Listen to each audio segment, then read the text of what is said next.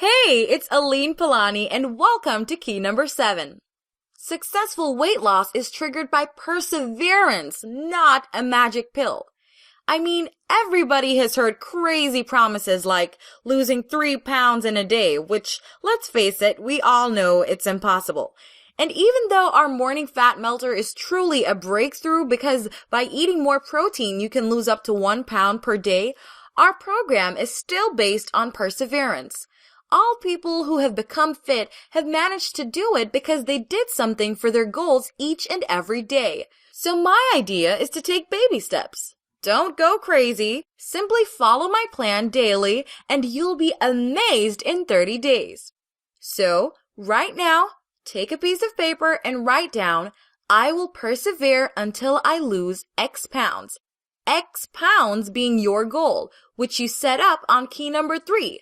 So write this down and say it a few times, and I'll see you in the next video.